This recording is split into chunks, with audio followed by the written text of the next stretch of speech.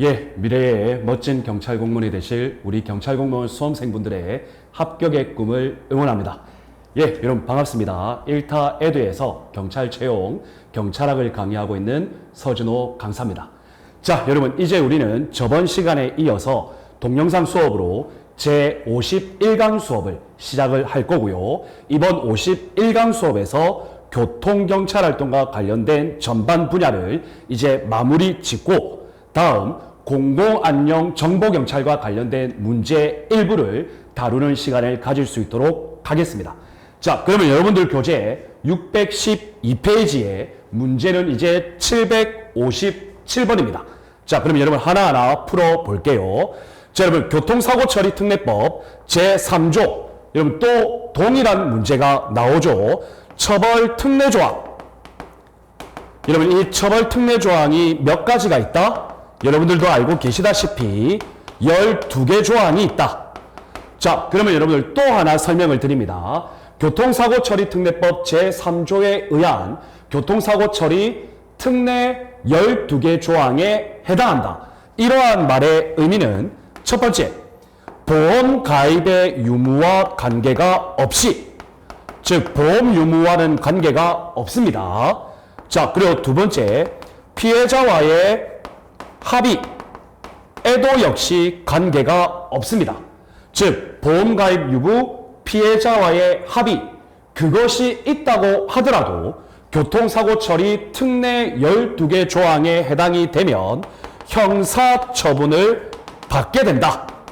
이 내용이죠. 자, 그리고 여러분들 여기서 말하는 형사처분은 5년 이하의 금고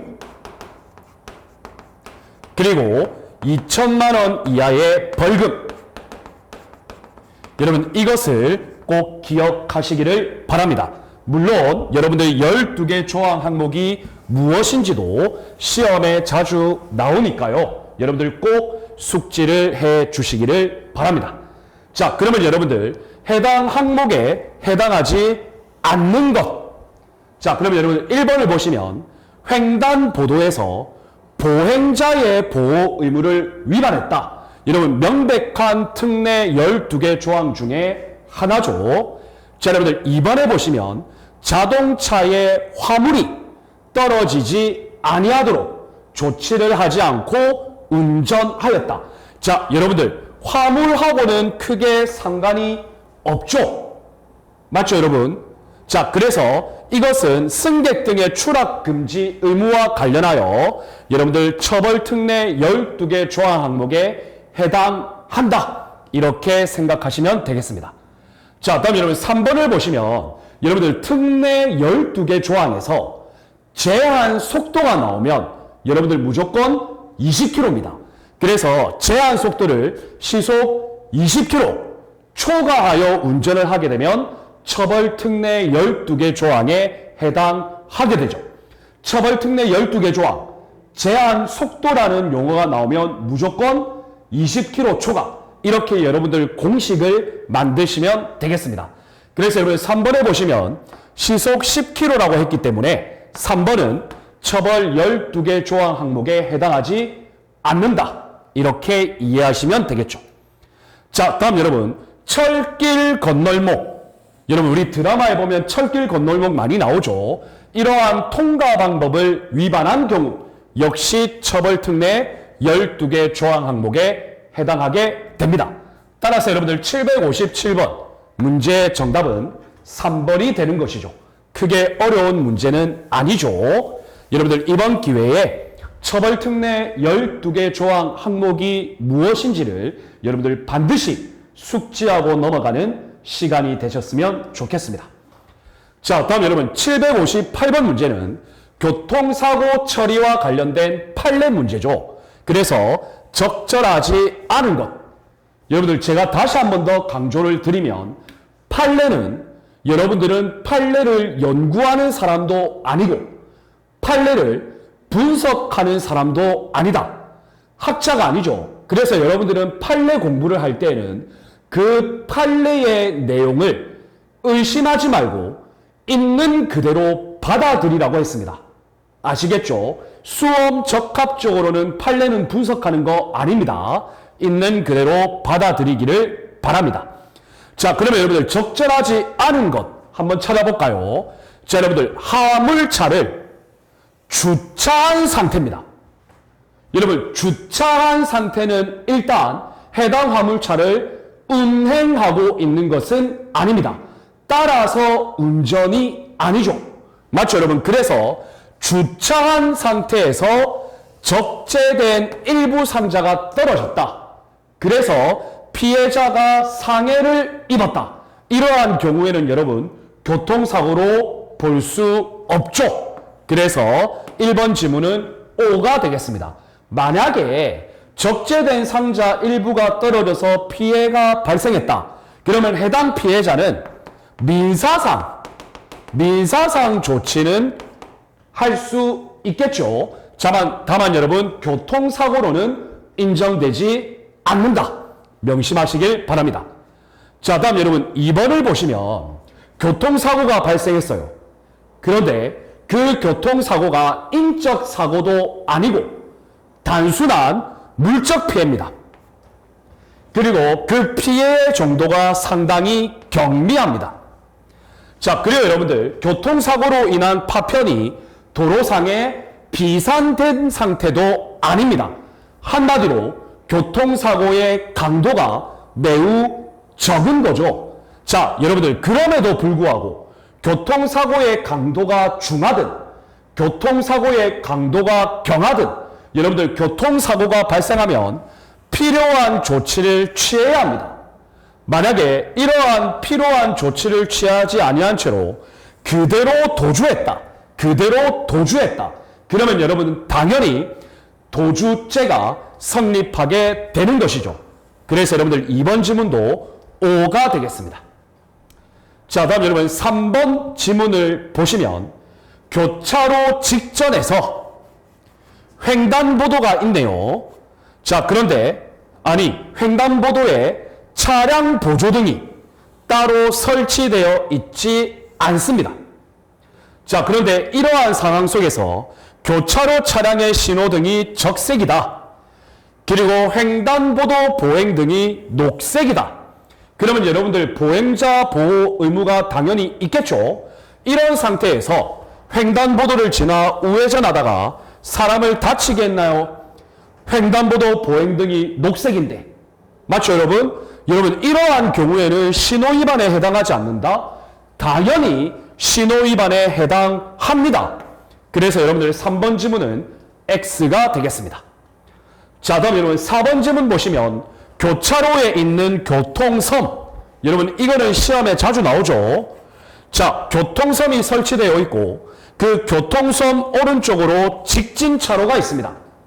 그리고 해당 직진차로에서 분리된 우회전 차로가 설치되어 있네요. 자, 그러면 여러분들 우회전 하려면 우회전 차로로 바로 가야죠.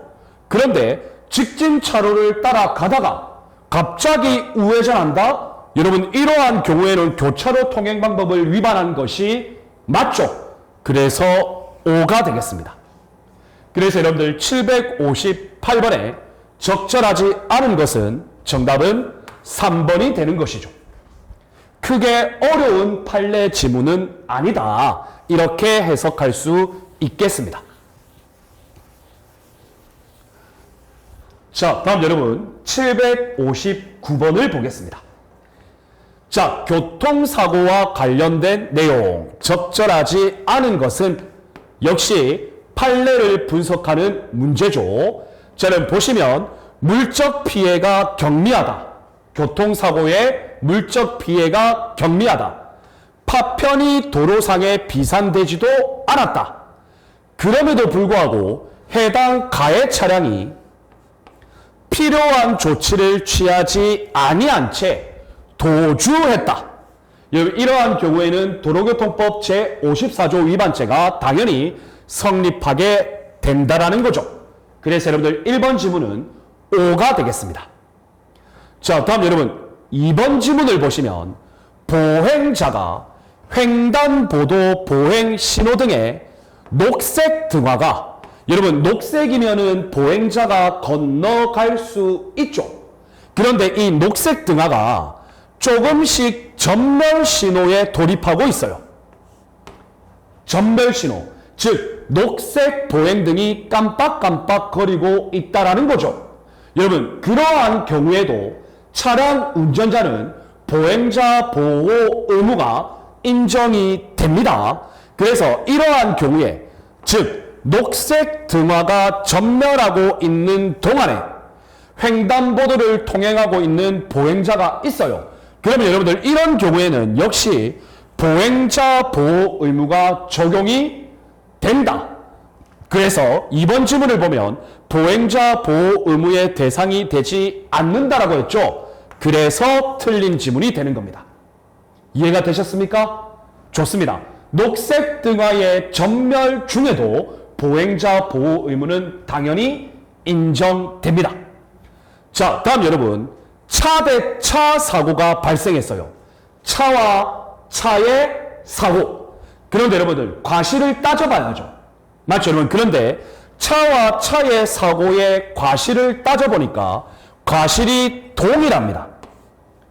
차 대 차 사고 이꼬르 과실이 동일. 그러면 여러분들 이러한 경우에 피해가 경한, 즉 피해가 적은 당사자를 선순위로 지정합니다.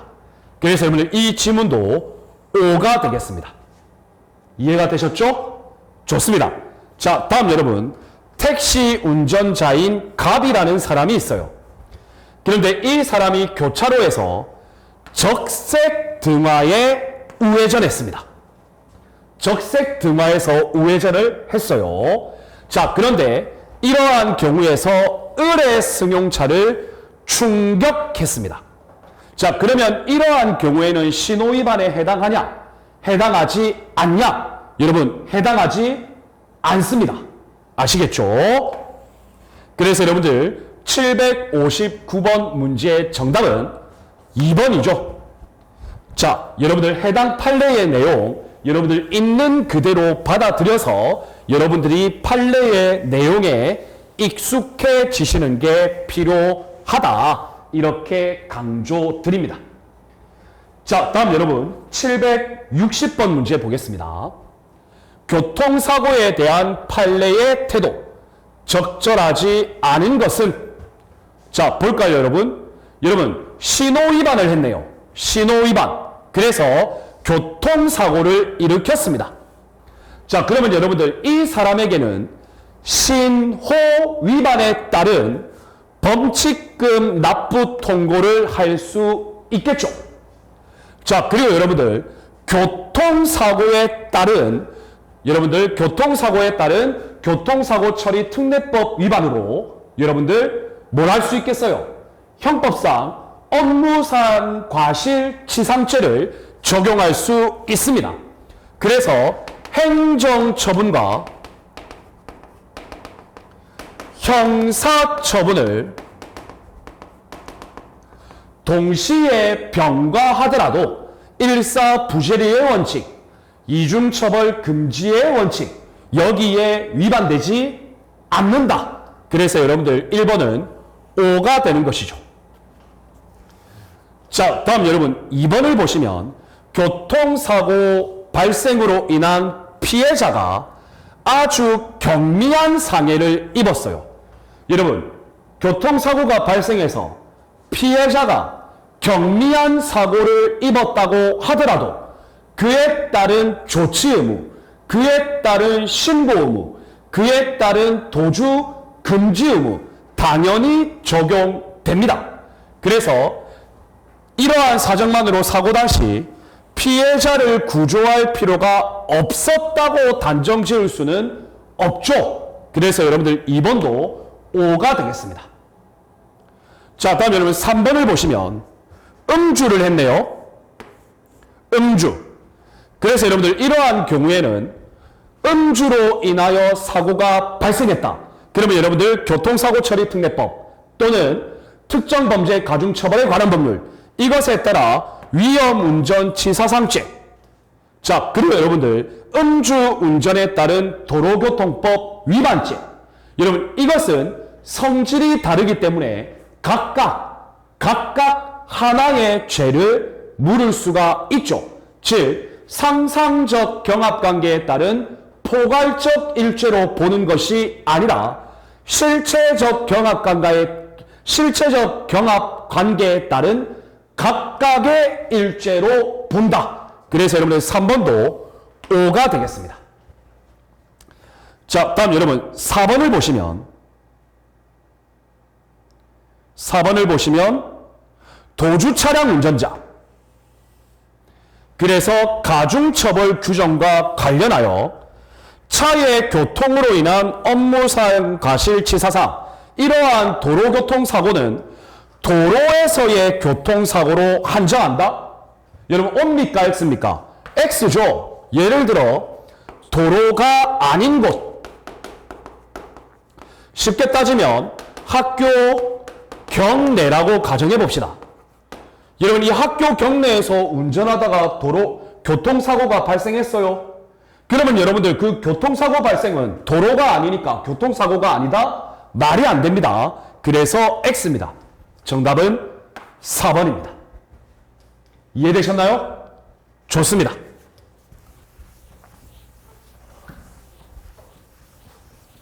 자, 다음 여러분 761번 문제 볼게요.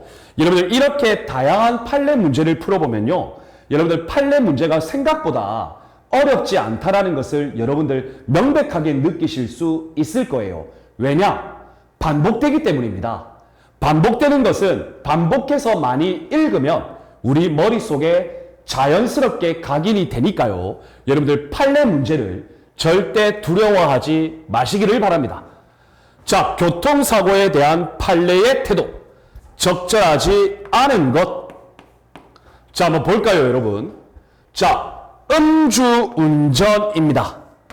그래서 음주운전으로 인한 교통사고, 위험운전치사상죄, 형사처벌이죠.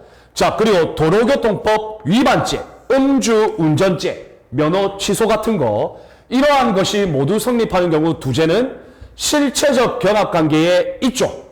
각각의 죄를 다 물을 수가 있습니다.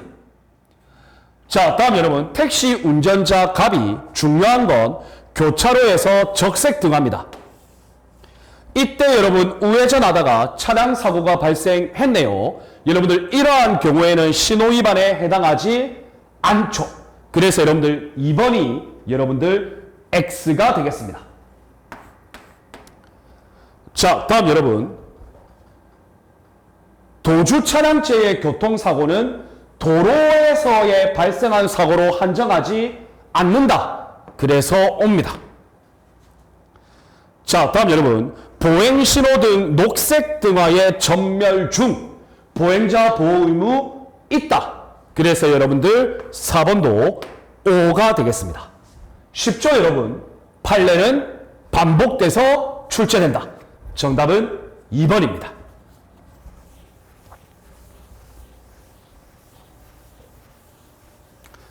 자, 다음 여러분 762번 볼게요. 자, 여러분들 교통사고 처리 특례법 처벌 특례 조항 12개 항목에 해당하지 않는 것. 여러분 이거 생각보다 쉬워요. 중앙선 침범 처벌 특례 항목에 해당합니다. 자, 다음 여러분 제한 속도. 여러분 제한 속도가 나오면 제가 바로 뭘 생각하라 그랬죠? 20km를 초과한 경우. 그런데 여기에는 10km 초과라고 했기 때문에 틀리죠. 자, 다음 여러분 3번에 보시면 고속도로에서의 끼어들기. 여러분들 고속도로에서의 앞지르기 위반의 경우에는 처벌 특례 항목에 해당하지만 고속도로에서의 끼어들기 방법에 대한 위반은 처벌 특례 12개 항목에 해당하지 않습니다. 자, 다음 여러분 철길 건널목 통과 방법 해당하죠. 자, 보행자 보호 의무 위반 해당하죠. 자, 다음 여러분 정지선. 여러분 정지선은 처벌 특례 항목 12개 조항과 친하지 않습니다. X입니다. 자, 다음 여러분, 보도. 사람들이 통행하는 보도의 횡단 방법 위반. 보행자 보호 의무 위반하고 동시에 생각하시면 됩니다. 그래서 O입니다. 따라서 처벌 특례 항목에 해당하지 않는 것은 니은, 디귿, 비읍 두 가지가 되죠. 정답은 2번입니다. 자, 좋습니다. 다음 여러분 763번 볼게요. 자, 여러분들 우리가 이번 763번을 풀이하면 이제는 교통경찰 활동과 관련된 기출문제 풀이는 마무리가 되죠. 자, 그러면 여러분들 762번 보겠습니다. 763번입니다. 자, 교통사고 적절하지 않은 것. 자, 여러분들 신호위반으로 교통사고를 일으켰네요. 그러면 여러분들 신호위반에 따른 통고처분, 범칙금 납부죠. 이 범칙금을 납부하면 형법상의 업무상 과실치상죄를 물을 수 없다? 물을 수 있죠. 그래서 여러분들 행정처분과 형사처분의 병과가 가능하다라는 이야기입니다. 이해되셨습니까? 좋습니다. 자, 다음 여러분 2번을 보시면 교차로와 횡단보도가 서로 근접해서 설치되어 있다. 다음 차량량 신호기는 교차로에만 설치되어 있다. 그래서 교차로의 차량 신호등은 적색이고 횡단보도 보행등은 녹색이다. 자, 그러면 이러할 경우에 여러분들 횡단보도 앞에서 보행등이 녹색이니까 여러분들 횡단보도 앞에서 정지해야죠. 그런데 정지하지 아니하고 횡단보도를 지났다? 그래서 사고가 발생했다? 여러분들 명백한 신호 위반에 해당합니다.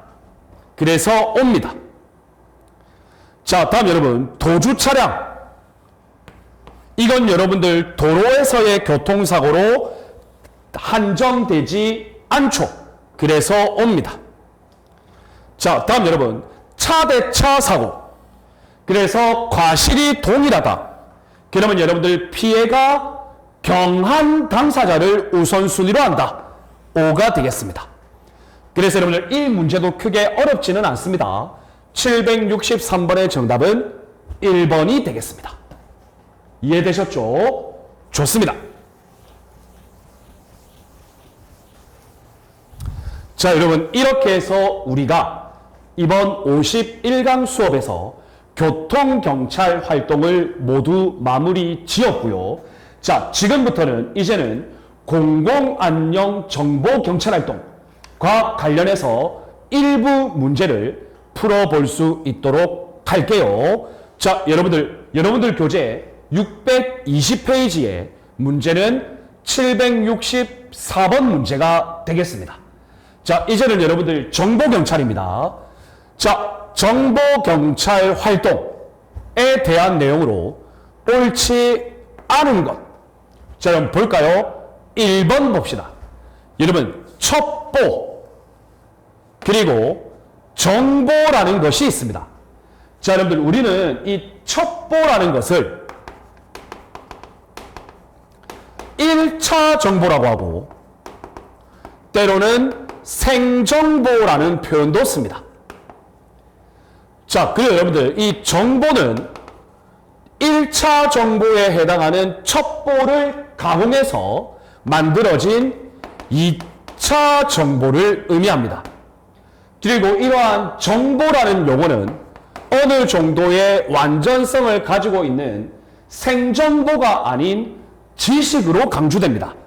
그래서 여러분들 이 첩보와 정보를 구별하는 것도 상당히 의미가 있죠. 자, 그래서 보면 첩보가 부정확한 견문, 지식을 포함한다. 맞죠, 여러분? 생정보, 날정보. 그러나 정보는 이러한 첩보라는 것을 가공해서 객관적으로 평가된 지식을 말한다. 여러분들 5가 되겠습니다. 이해가 되셨죠? 자, 다음 여러분 2번을 보시면 정보는 사용 목적. 자, 여러분 여기 보시면 정보의 사용 목적에 의한 구분. 여러분 이것은 크게 두 가지로 구분할 수 있습니다. 첫 번째는 적극 정보. 두 번째는 소극 정보로 구분됩니다. 여러분 이 적극 정보의 사용 목적은 국가입니다. 국가가 사용하는 것이고, 소극 정보의 사용 목적은 국가의 기관별 사용입니다. 그래서 우리 경찰로 따지면 경찰의 사용 정보가 되겠죠. 이것을 소극 정보라고 한다. 여러분 꼭 기억해 주시기를 바랍니다. 자, 그래서 여러분 2번을 보시면 소극 정보와 적극 정보로 구분하는데, 국가 안전을 유지하는, 여기 보세요 여러분들, 경찰 기능의 기초가 되는 정보.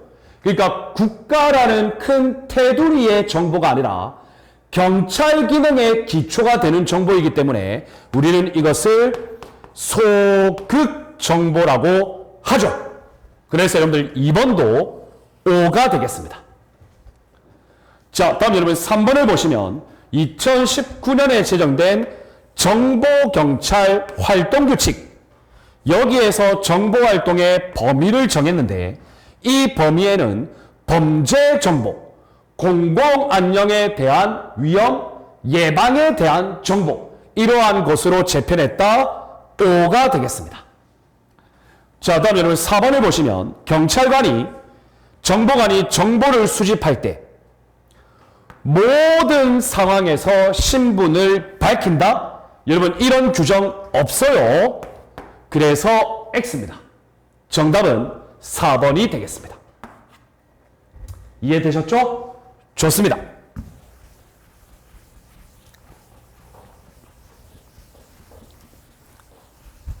자, 다음 여러분 765번입니다. 여러분 우리가 앞서서는 정보를 사용 목적에 따라 적극 정보, 소극 정보, 여러분 머릿속에 한번 떠올려 주시고요. 또 이러한 정보는 분석 형태에 따라 분류할 수가 있습니다. 그래서 여러분들 정보의 분석 형태에 따라, 자 1번 기본 정보가 있습니다. 이 기본 정보는 정보의 분석 형태가 과거의 정보를 분석합니다. 이해가 되시죠?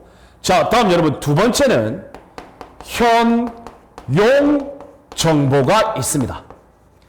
현재에 사용될 수 있는 정보입니다. 그래서 여러분들 이 현용 정보의 분석 형태는 현재의 정보를 분석합니다. 자, 다음 여러분 정보의 분석 형태에 따른 분류 세 번째로는 바로 판단 정보가 있습니다.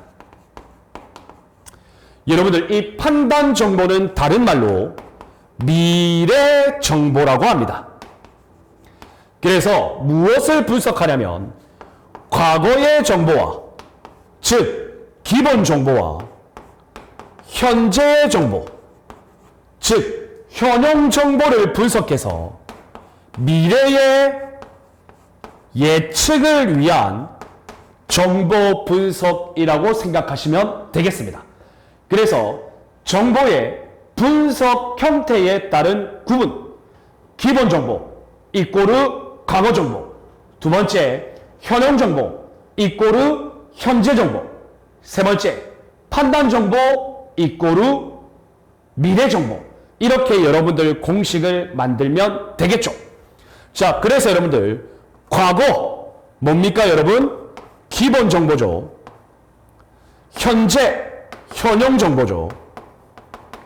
여러분 이것을 바탕으로 하여 미래의 가능성을 예측한 평가 정보, 한마디로 미래 정보죠. 이것은 즉 판단 정보를 의미하죠. 맞죠 여러분? 그래서 여러분들 정답이 2번이 되는 것입니다. 이해가 되셨나요? 그래서 여러분들 정보의 사용 목적에 의한 구분, 정보의 분석 형태에 따른 구분, 여러분 이것을 반드시 숙지에 놓으시기를 바랍니다. 자, 다음 여러분 766번 보겠습니다. 자, 여러분 이 766번 문제는 상당히 좋은 문제인데요. 우리 수험생 분들이 어떻게 보면 가장 파악하기 힘들어하는 겁니다. 여러분 이 정보라는 건요,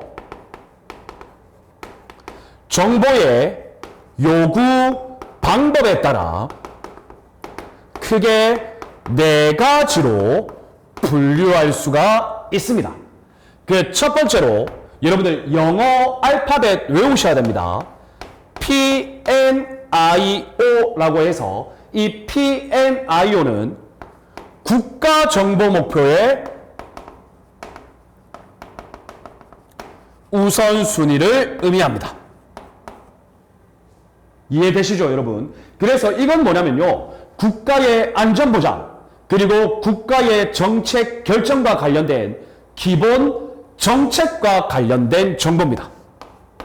국가의 기본 정책과 관련된 정보이다.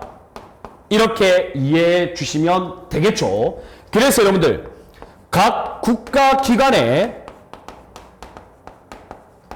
정보 활동을 위한 기본 지침이 되는 것이 바로 PNIO, 국가정보목표 우선순위라고 한다. 이렇게 이해해 주시면 되겠습니다. 자, 다음 여러분 두 번째, 정보의 요구 방법에 따라 여러분 두 번째는 여러분들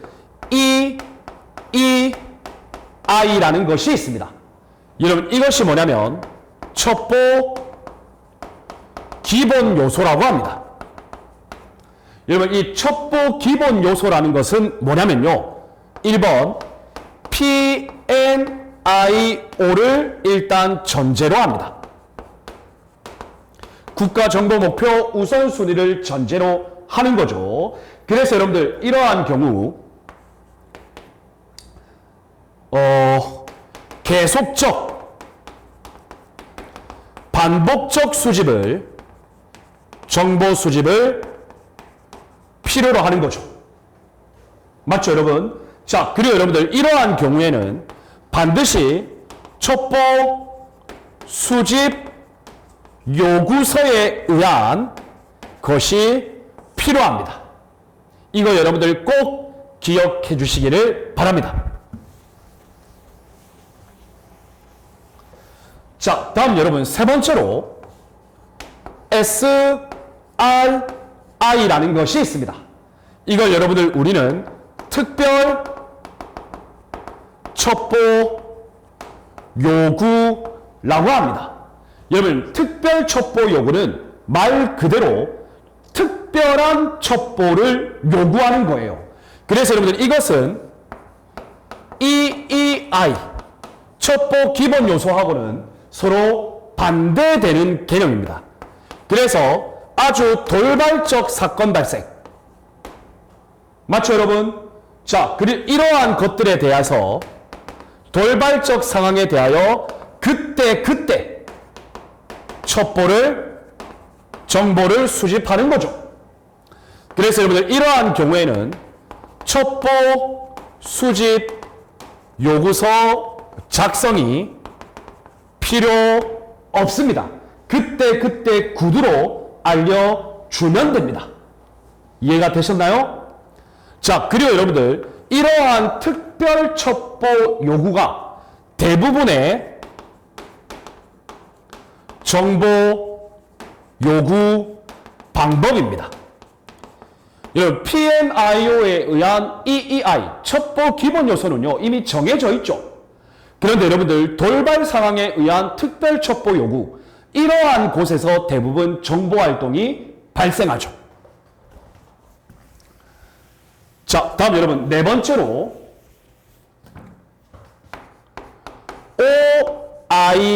OIR이라는 것이 있습니다. 여러분 이 OIR을 우리는 기타 정보 요구라고 합니다. 즉 PNIO도 아니고 EEI도 아니고 그 다음에 SRI도 아니죠. 자, 그래서 이거는 급변하는 정세 또는 환경을 전제로 합니다. 이해가 되시죠? 그래서 여러분들 이러한 경우에는 그 어떤 정보보다 우선합니다. 심지어 PNIO 국가정보목표 우선순위보다도 우선해서 작성되어야 합니다. 여러분들 이러한 정보의 요구 방법 4가지 여러분 이번 기회에 반드시 머릿속에 숙지해 놓으시기를 바라겠습니다. 자, 그래서 여러분들 이 문제를 보면 옳지 않은 것 자, 여러분 볼까요? 1번입니다. PNIO 국가정보목표 우선순위죠. 자, 그래서 여러분들 국가정책과 관련하여 우선적인 정보 목표가 되는 거죠. 그리고 국가의 전 정보기관의 기본 방침이 됩니다. 맞죠, 여러분? 따라서 경찰청의 입장에서는 경찰청 정보 수집 계획의 기본 방침이 되는 것이죠. 그래서 여러분들 O가 되겠습니다. 이해되시나요? 좋습니다. 자, 다음 여러분 EEI입니다. 첩보 기본 요소죠. 이러한 첩보 기본 요소는 PNIO를 전제로 하여 반드시 첩보 수집 요구 계획서를 작성하여야 합니다. 맞죠, 여러분? 그래서 O가 되겠습니다. 자, 다음 여러분 3번을 보시면 SRI입니다. SRI는 특별 첩보 요구. 그래서 돌발적인 상황이 발생했을 때 그때 특별한 방식 없이 주로 구두로 여러분들 정보 수집을 하는 것을 말합니다. 그래서 아주 임시적이고 그때니까요 단편적이죠. 자, 그래서 이러한 경우의 첩보가 바로 SRI가 되겠습니다. 그리고 여러분들 SRI 특별 첩보 요구의 대표적인 특징은 첩보 수집 요구와 관련된 계획서가 필요하지 않습니다. 첩보 수집 요구서 필요하지 않다. 그래서 여러분들 정답은 4번이 되는 것이죠.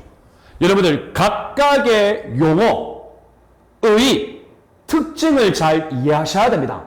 PNIO, EEI, SRI, OIR. 여러분들 이거 반드시 명심해 주셔야 됩니다.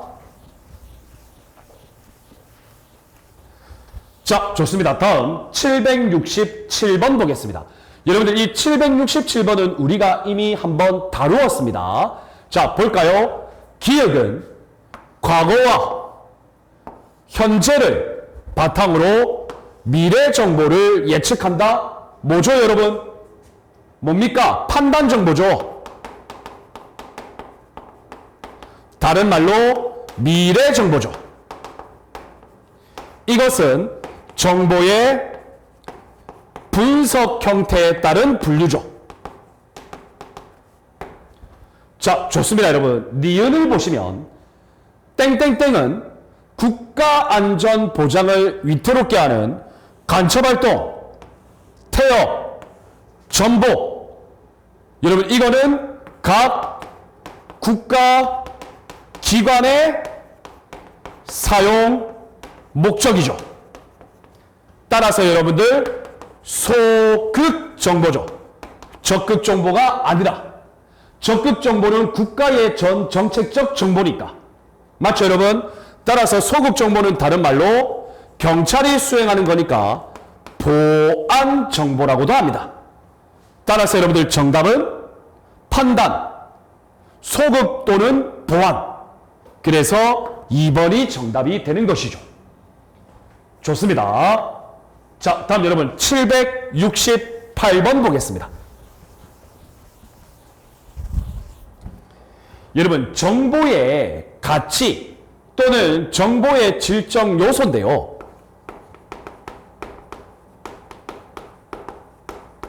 여러분 이 정보의 질적 요소는 크게 5가지가 있습니다. 자, 여러분 정보는 적실성의 원칙이 적용되어야 합니다. 여러분 적실입니다. 실, 즉 정보가 현실을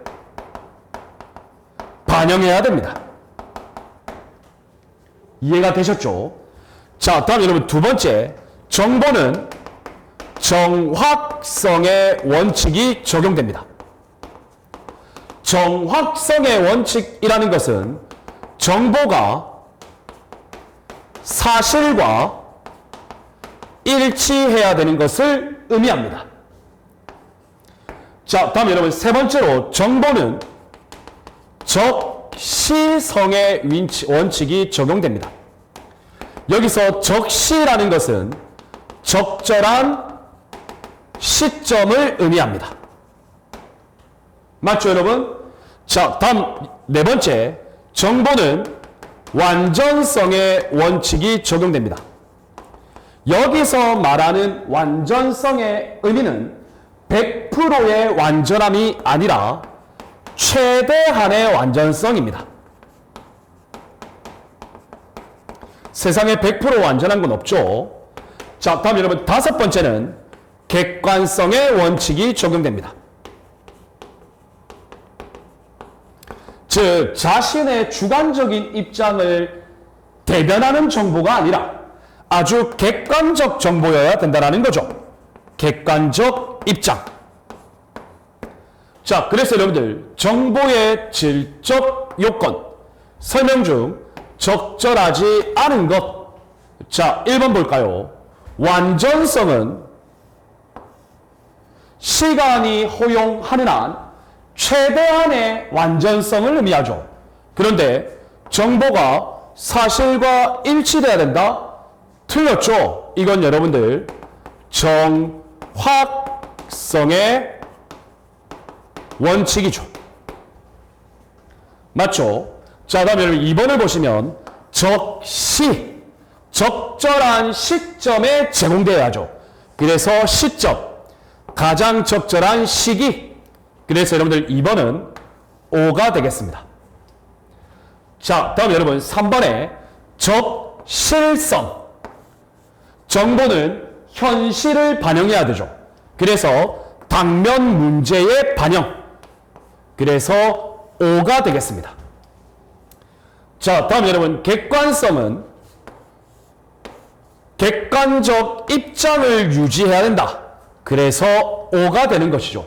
여러분 이 정보의 질적 요건 5가지는 어려운 개념은 아닙니다.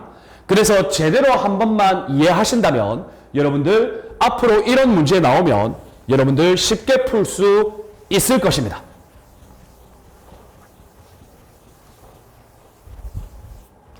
자, 다음 여러분 769번 볼게요. 여러분 단답형 문제예요. 정보의 분류, 사용, 목적이죠. 맞죠, 여러분? 그래서 적극 정보,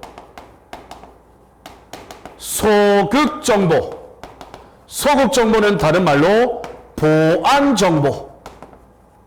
정답은 2번이죠. 좋습니다. 이런 단답형 문제는 너무 쉬운 문제입니다. 나만 쉬운 게 아니고 다른 분들도 쉽죠. 자, 다음 여러분 770번 보겠습니다. 여러분 이거는 조금 상식적인 접근이 필요해요. 정보의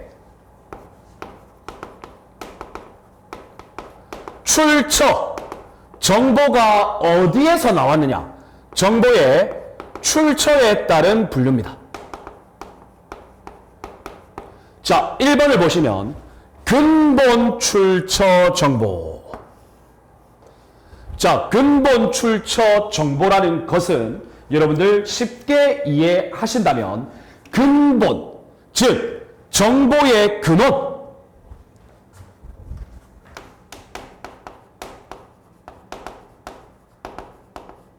정보의 근원입니다. 따라서 이것은 있는 그대로의 정보입니다.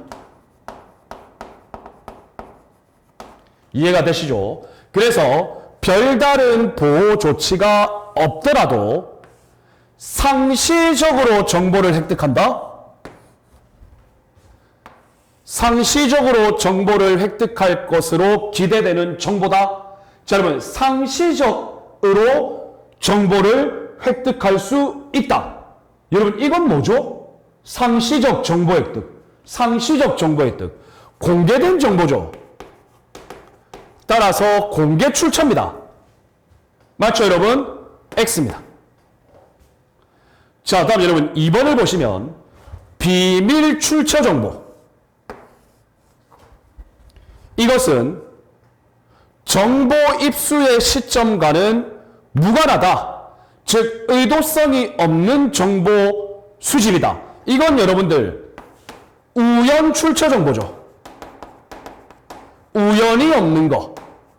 의도한 대로 얻는 것이 아닌 우연하게 얻는 것을 말하죠. 자, 다음 여러분 3번을 보시면 정기 출처 정보. 여러분 이거는 쉽죠. 뭐 간행물, 맞죠 여러분?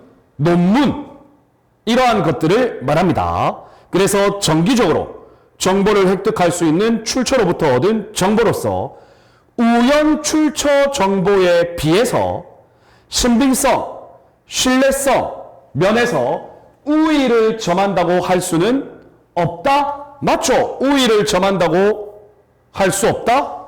잠시만요. 우위를 점한다고 볼 수 없는 것이 아니라 정기 출처 정보는 우연 출처보다는 그 신뢰성, 신빙성이 더 높습니다. 그래서 X입니다. 자, 다음 여러분 4번을 보시면 간접 정보죠. 간접적으로 얻는 정보. TV, 언론 매체 이런 걸 말하죠. 직접 정보에 비해서 출처의 신빙성, 내용의 신뢰성 낮게 평가될 여지가 강합니다. 그래서 옵니다. 정답은 4번입니다. 이해되셨나요? 좋습니다. 자, 그런데 여러분 이런 문제는 출제될 가능성은 상당히 낮다. 그렇게 평가할 수 있겠습니다. 자, 다음 여러분 771번 볼게요. 자, 첩보 기본 요소 EEI에 대한 설명이고요. 가장 적절하지 않은 것은, 자 여러분 1번 보겠습니다. 정보기관의 활동, 정보를 수집하는 활동이죠. 이것은 주로 첩보 기본 요소에 의한다. 자, 여러분들 정보기관의 정보 수집 활동은 일반적으로 미리 정해져 있는 PNIO, EEI에 의하는 것이 아니라 정보 수집 활동의 대부분은 SRI, 즉 특별 첩보 요구에 의하고 있죠. 따라서 여러분들 1번은 X가 되겠습니다. 자, 첩보 기본 요소는 SRI와는 다르게 반드시 사전에 수집 계획서를 작성하여야 합니다. 자, 그리고 여러분들 첩보 기본 요소의 특징으로 계속적 반복적 수집을 하여야 합니다. 자, 그리고 여러분들, 이러한 첩보 기본 요소는 우선적으로 필요로 하는 가장 기본적인 사항으로서의 첩보 수집 계획서 작성이 핵심이라고 볼 수가 있겠습니다. 그래서 여러분들 771번 문제의 정답은 1번이다. 정보기관의 대부분의 정보 활동은 EEI, 첩보 기본 요소에 의하여 이루어지는 것이 아니라 SRI, 특별 첩보 요구에 의하여 이루어지고 있다. 이렇게 여러분들 머릿속에 각인시켜 놓는 것이 좋겠죠. 자, 좋습니다, 여러분. 이렇게 해서 우리 이번 51강 수업에서는요, 교통경찰 활동을 마무리 지었고, 정보경찰 활동, 공공안녕 정보경찰 활동과 관련된 기출문제를 본격적으로 풀이를 해 나가게 되었습니다. 그래서 여러분들 이번 51강 수업은 이 정도로 마치고요. 우리 다음 52강 수업부터 정보경찰과 관련된 제반 기출문제를 계속 이어서 풀어나갈 수 있도록 하겠습니다. 자, 그리고 여러분 가장 중요한 건 공공안녕 정보경찰활동의 시험 출제 1순위는 바로 집회 및 시위에 관한 법률이다. 그래서 우리가 나중에 집회 및 시위에 관한 법률에 대한 기출문제를 풀 때는 여러분들 더 정신을 똑바로 더 집중해서 여러분들 문제를 풀이해 나갔으면 좋겠습니다. 자, 여러분 51강 수업 우리 이렇게 마치고요. 우리는 다음 52강 수업에서 또 뵐 수 있도록 하겠습니다. 여러분 고생 많으셨습니다. 여러분 감사합니다.